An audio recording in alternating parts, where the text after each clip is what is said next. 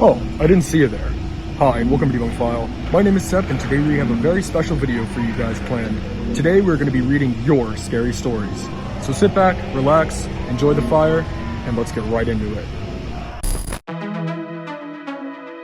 Very quickly though, we just wanted to say that we wound up getting way more submissions than expected, and as a result, we couldn't include every last story like we originally hoped for, but instead of them not being shown at all, we figured we'd show these ones on screen, so here they are.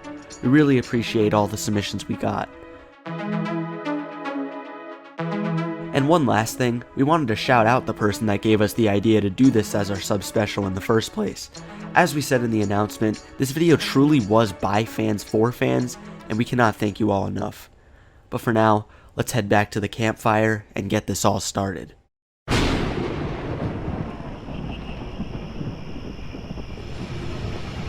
Our first tale begins with a nice old man who would like to visit his neighbor's house. But remember, nothing is what it seems. Sometimes the dead walk too.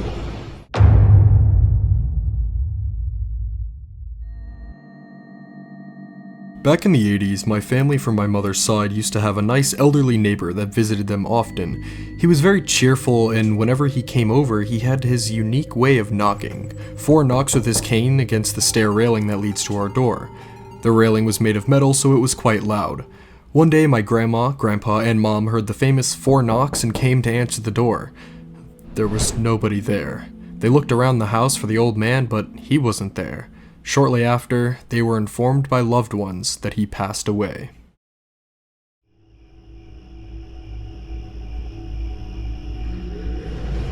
Our next tale begins with a spirit, but not just any spirit. Tonight, you'll have to deal with the spirit of the infamous Myra Hindley.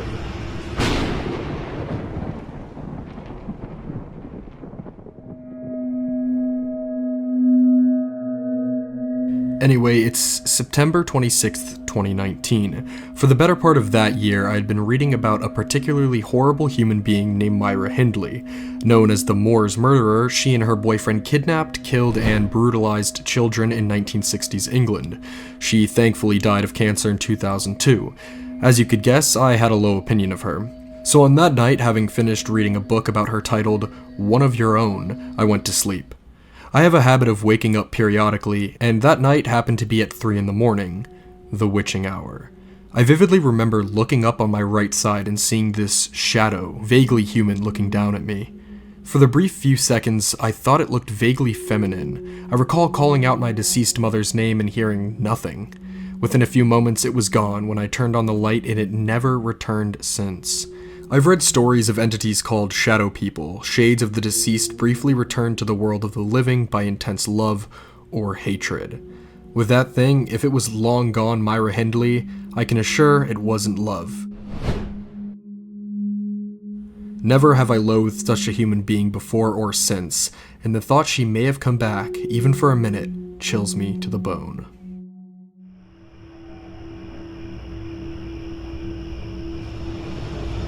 Geez, that was definitely a freaky one. But spirits are only spirits. In this tale, there's someone or something in the woods.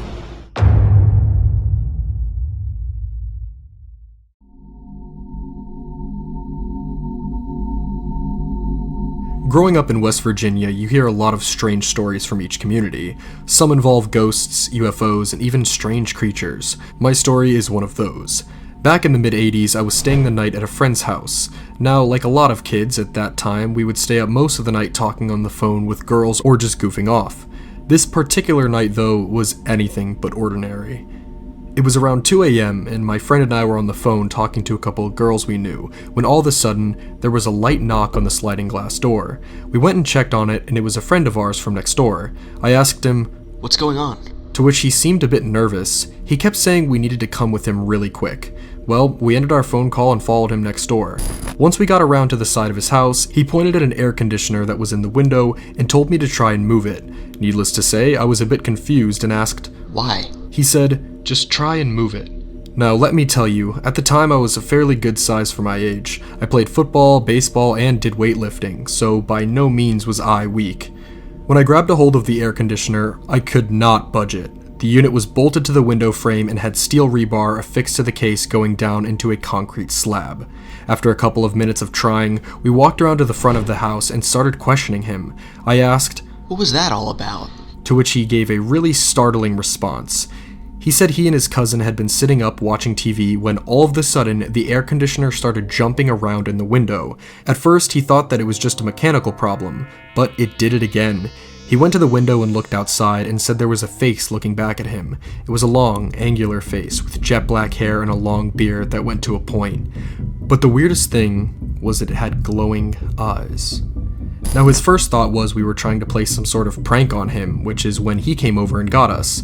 We assured him that it wasn't us and we had been inside the whole evening. At that point I walked back around the side of the house to the air conditioner and was looking around when I heard this noise behind me. Now the neighbor's backyard went up on a hill. He had cleared off some of the area to plant a garden there. When I heard the noise I turned around and saw something walking through the garden. It had to be at least 7 feet tall with long arms that went to really long, narrow fingers. But the scariest things was its legs. It had legs like an animal, like a horse or goat.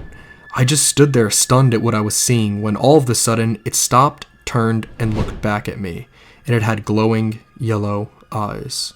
I turned and ran back around the house right by my friends and they grabbed me and wanted to know what happened. I told them I just saw something and we need to go. We went down the hill to the street which was on a cul-de-sac and sat back to back under the streetlights until daylight. Later that day we went out to the garden to see if we could find anything, and all we saw were some prints in the mud that looked like hoof prints.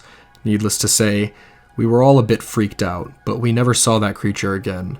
I know a lot of people will just say that this is all made up or just some other weak excuse, but I can tell you that whether you believe it or not, it is 100% true.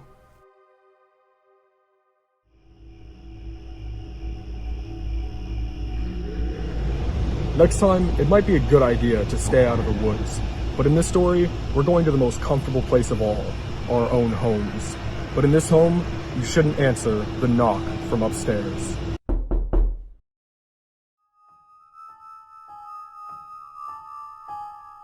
So when I was about 13 years old, I was home with my older sister and her boyfriend. They were 19. My parents were at a movie and we were expecting my little sister to be dropped off soon. It's about 10 p.m. and we're about to post up and watch a movie. We start the movie and within minutes we hear this banging noise. I think it's the door, so I hop up to go answer it thinking it's my little sister. Without checking the peephole, I swing open the door and nobody. Nobody is there. I walk out and look around and think it's just the neighbor's kids. We go back to watching the movie and the banging starts again. We pause the movie and the banging stops, so we sit and wait for it in silence. Bang, bang, bang.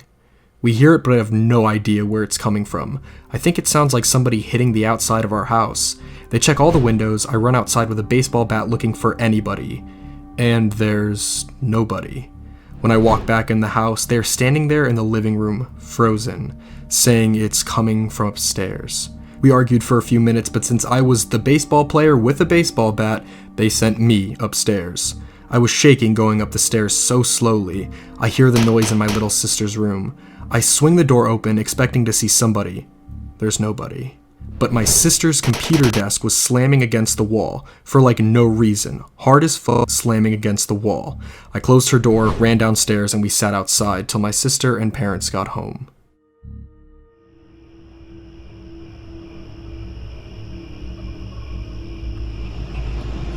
Knocking from inside your own home is frightening, but imagine there's something sinister possessing your bed. In this tale, we'll get into the story of the Haunted Mattress.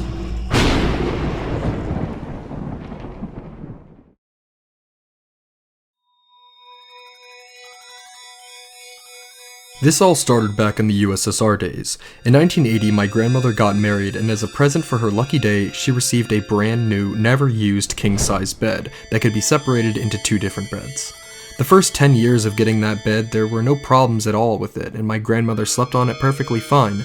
Until that one night, after 10 years of using that bed, something quite unordinary happened to her. This all happened in 2 nights. The first night my grandmother had woken up. She might have opened her eyes to look at the time, but she closed them after and laid there, conscious, just with her eyes closed. After a couple minutes, she heard the voice of a man whispering her name to her ear. Vera, Vera, Being spooked by the sudden voice, she sat up with her eyes wide open, only to have no one there. Just her and my mom, who was 8 at the time, still sleeping next to her. She didn't really think about it since she never believed in religion and spirits such as ghosts. Maybe it was just because she fully wasn't awake. On the second night while my grandma was sleeping, she got woken up by the same man who had whispered to her ear the night before. Vera, it's me again. Before she could react, she felt someone choking her with big, buff, hairy arms. Ебать от меня ты мудак. She cursed in Russian with having her eyes still closed before she started sort of praying out of fear when she wasn't religious and never believed in it. It was after those words she could finally breathe again, but felt something heavy on her legs. Since she was now wide awake, she opened her eyes and sat up, but this time saw a very young, skinny 18-year-old boy, or younger. What I mean by skinny, I mean he was just skin and bones. He was laying down on her legs. My grandmother was speechless before that boy began talking, not moving from the position he was in. Vera, I am your death. If I laid here naked today, this would mean you were gonna die. But today I came here dressed in a loincloth, which means I am here to announce that in some time you will fall ill. With that, the boy vanished into thin air. After a couple of weeks passed, my grandmother fell ill and had to go to the hospital. She ended up having some problems with her uterus, but in the end, she did recover. This doesn't quite end here. 6 months after the event, she sold that bed to a woman and moved away with my mom to Israel to live with her boyfriend, since she was divorced somewhere in the 10 years that she owned that bed. 3 years later, my grandma and the woman she sold her bed to met up to have a small chat and just catch up with each other.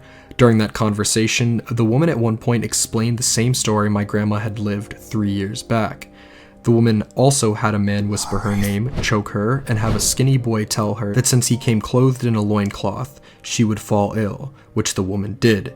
What's scary is that my grandmother never told the story of what happened to her that night 3 years ago to the woman. After hearing the story, my mom shared it with me. She said it might have been sleep paralysis that my grandma experienced, but who knows, that bed might have been cursed.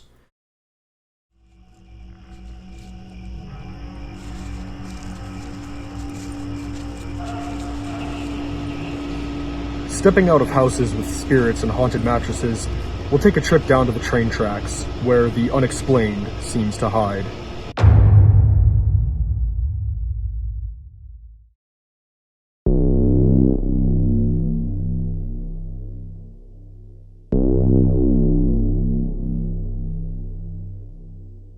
In the fall of 1984, I was driving with my mom towards the church we went to. She was very religious, and I think because of that, that's why her reaction to what happened scared me more than it should have. Driving a semi-backcountry road approaching train tracks, I noticed something out of place in the sky.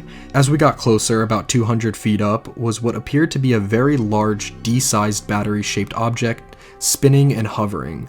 My mom pulled the car over as we stared at it. It just floated there, spinning. Within about 2 minutes, I noticed my mom visibly upset and crying. This in turn freaked me out more than just seeing the thing. We quickly drove away while she said, "We didn't see that. We didn't see anything." Because of her reaction and my young age, I didn't say anything about it to her again until right before she passed away years later. You remember when we seen that thing floating in the sky on the way to church? I asked her. With shocked eyes, she said, I never forgot that. I wondered if you were too young to remember it. Needless to say, that sparked an interest in all things paranormal for me. To this day, anytime I watch UFO videos, I always hope to see that thing again.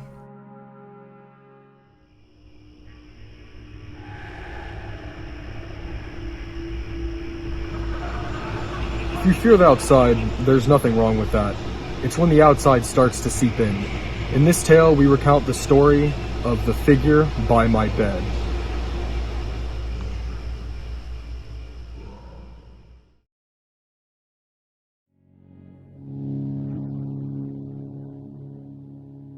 So, to put it bluntly, I believe my home is haunted.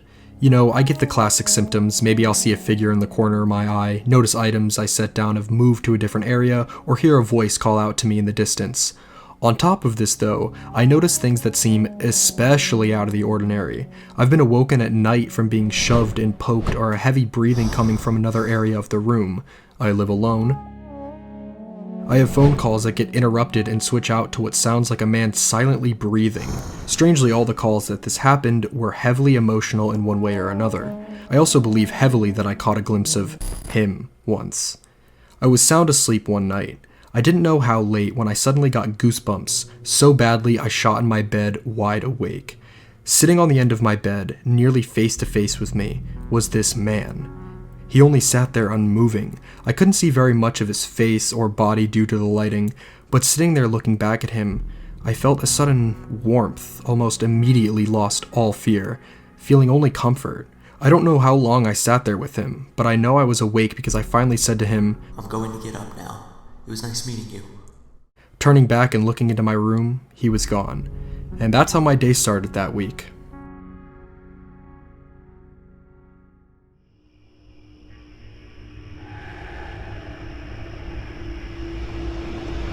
In this tale, this figure isn't going to comfort anyone. In fact, tonight, we might need an exorcism.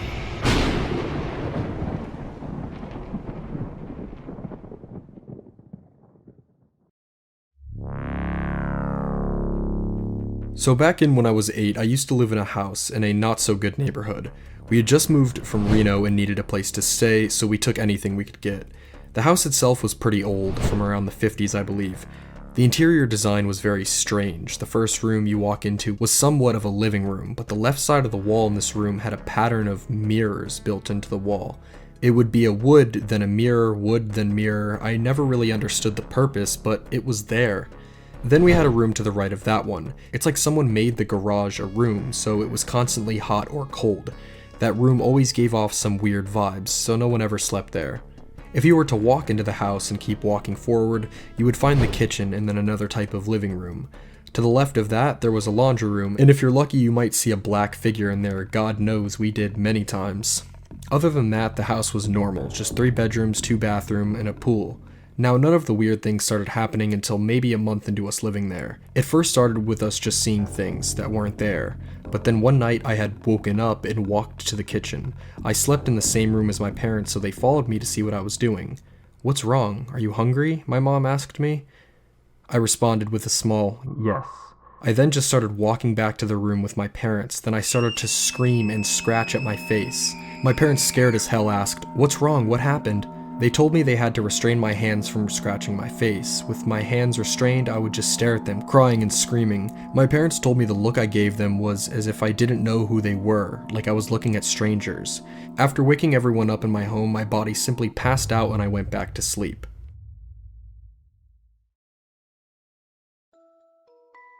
But the strangest part about all of this is that I don't remember a single thing that happened that night. I would just wake up as if nothing happened. I remember my parents telling me this the first night, and I was just confused about what they were talking about.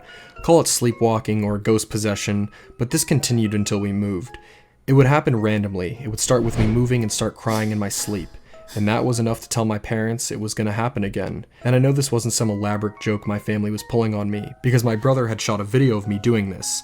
The video was of me standing on my parents' bed with my eyes closed, screaming and crying, "No, no, no," as my parents asking me what was wrong. One night my dad had enough while I was screaming in my parents' room. My dad needed time to think and walked into the first living room and sat on the couch. He said things like, "Why my son? Why not me? Why not come for me instead?" My mom then calls him over to sleep because it had ended, but he couldn't move.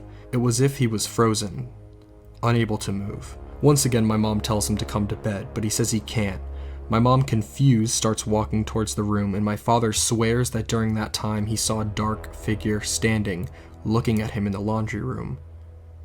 Then out of nowhere, he was able to move again, out of breath and scared shitless. My dad tried to sleep that night. One time, my dad had asked me what I saw during my sleepwalking state. Apparently, I told him, I say apparently because I don't even remember saying this, I saw a giant tree with many people's hanging bodies on it as if they had all killed themselves. Another event that had happened was one late night my brother was in his room when he heard someone laughing. The laugh was so clear and so close it freaked him out. He rushed to my parents' room and looked at my dad, who was also awake, and said, "You heard it too, huh?" For that night, my brother slept in my parents' room. Now here is my favorite part of the story. In this ghetto little neighborhood, we had some neighbors that were like these cholos, gangsters type people. They were pretty chill people though. One day my parents had told the mother of the two brothers that lived there what was going on with me, and everything else she simply said something around the lines of, "Oh, you get those too?" With a chuckle, my parents, confused, asked her what she meant.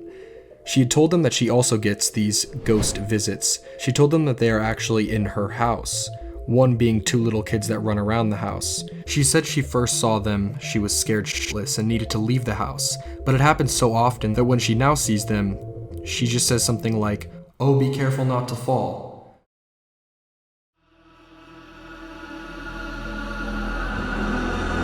Another ghost she's encountered that she's not too fond of is a very tall, dark figure man that would look at her. My parents had asked her if she had any idea why this was happening.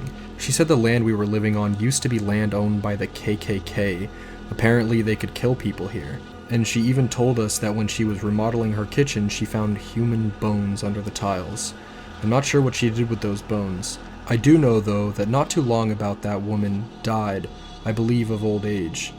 After the rent on the home raised in price, we couldn't afford it anymore. We decided to move, and once we did, I and my family never had an experience like that happen to us again.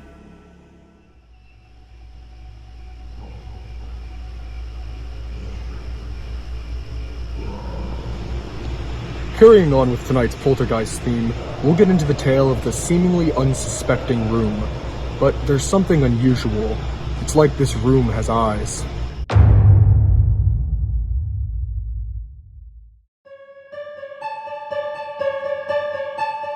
When I was very little, around 4 or 6, I lived in this one-story home that had these sliding glass doors that would lead out to the back porch. We lived in the suburbs, so our backyard was very spacious and exposed, I guess you could say. We didn't have a fence and our house was the first on the street. I don't know why, but every time I passed these doors, specifically when I got out of the bath, I was convinced there was a man peering at me through the doors. Like as soon as I'd get out of the bathroom, wrapped in my towel, I'd bolt past the door and refuse to look at it. Of course, there was never anyone there. I guess I just found this odd because, like I said, I was little. How the hell did I come up with this paranoid thought? I did watch a lot of TV growing up, but nothing to influence this behavior. I think I even convinced my sister to run past the doors too. I can't entirely remember. And my parents never asked me why the hell I was running. It was even weirder that I'd only run past the doors when I got out of the bath. Any other time, I just walked past the doors without a second thought. Strangely, this all stopped when I moved a few years later. To this day, I'm confused how I came up with such a superstitious tendency. As far as I know, this behavior could have been invoked by some memory or occurrence that I've forgotten.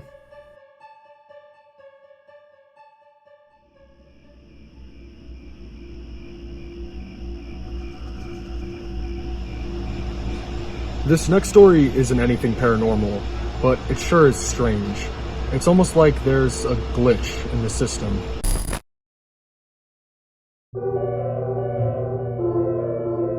So I'm in school and I'm kind of bored, so I start looking through the classroom window to a building with pretty big windows. Usually in this building you see people cleaning them or looking through them or other normal stuff, but this time I saw a woman opening her window full, and at first it looked like she was cleaning it, but when I looked better, I see she is actually cleaning nothing as she is just moving a piece of cloth in the air, like if reality bugged or something and she was cleaning an invisible window. It was clear she wasn't touching the glass and she kept on cleaning nothing. But another weird thing is that she kept doing this for about 2 hours. The same movement over and over in a loop. My mind broke. It was super weird. I know it's not paranormal or anything, but it really creeped me out.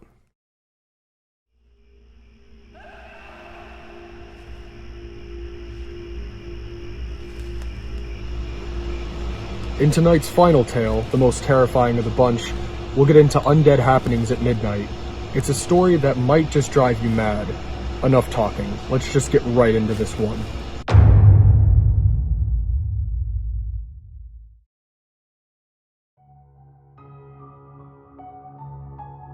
It was around the 4th of July. Though the pandemic had started, the American spirit was still strong. I'm not the symbolic type, but I'd be remiss to say that the symbolism didn't get to me. I was actually in the middle of a call with Jiff, alongside other members of the Debunk File Discord server. I was laughing, and they were laughing. Playing bookworm in 100-degree weather beforehand always gets a guy to that way with his friends, whilst his English credibility washes away by a green turd. I pulled up the white flag at the evening mark and moved the call over to my phone. I've always had a habit of dealing a stupid hand the moment my body started to vehicle into motion, trailblazing majestically through the streets, like the mystical dumbass I always destined to become. As I was talking, my eyes stopped towards a big, black bug who took the streets for his own. He was bolder than the night that was starting to fall into the skies abound, eyes limitless and all-seeing, yet its complexion knew that you could never know what it knew or saw. Wings rustled and ruffled. Unlike any fleeting bug, it stood its ground and made sure to warn me of its pledge. I took a couple steps forward, and itself took a couple steps forward, limbs twisting and spinning around in snapped, poising and awkward positions. Bumpy wings shaking and shedding bits and pieces of its shell and skin off as it continued to hail dominance of its road. The bug disgusted me. I stepped on his body with the mightiest of smashes, yellow guts pouring out like Play-Doh, and its wings snapping off like loud twigs. It squirmed and it fought, yet my face remained disgusted. After its limbs stopped pulling, I let it go off the ground. I watched as the creature fell from its graces and slept on its concrete deathbed. My friends asked me about the ordeal. We joked and we lightened up the situation. Didn't help I'm naturally rambunctious and loudmouthed as I walked, talked, and gagged around. Yet it consistently disgusted me, standing to hail itself as more than a simple-minded being. Stepping back, I never knew that. I'd reappear in the exact location it died, its fallen body now being watched by its newer, bigger version. The same beady, all-knowing, unknowing eyes, ruffled wings, and twisting limbs that crinkled and folded around as it shedded its skin as it walked, gleaming this time and now making a fast go towards me from the pole it stood across, dashing and tapping its legs across the concrete like bolt lightning. I found myself now pulled aback from its aggression zoom. I kept running, faster and faster I ran, friends watching as they heard the sound of my voice and the impact of my steps, yelling and screaming. I flailed and wailed around, foot stomping harshly to the ground below, yet it kept dodging. Eyes gleaming pointed towards my person. Now all it knew, and all I knew, was that it was coming towards me, running and spreading its needle legs as it tried pinning me down with its small body. What was I to do, for this creature was stronger? I tried keeping the fight of this black, beating beast as it brooded for blood, its wings spreading out for the leap towards my face and flapping to sustain its airtime towards the field around me. How must I've known this foul being shall be so persistent as to form its aggression towards me, self-aware enough to the point that I have ever stomped on its predecessor.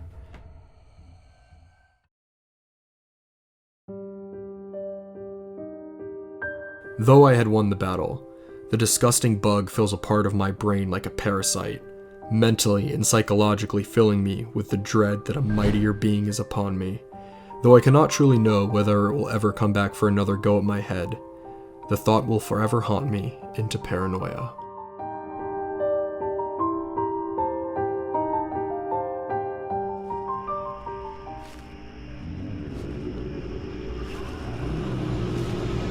Thank you guys so much for supporting us and putting time into the stories of this video, and thank you guys so much for watching. As always, my name is Seb from Debunk. Thank you for 25K, and we'll see you next time. Bye.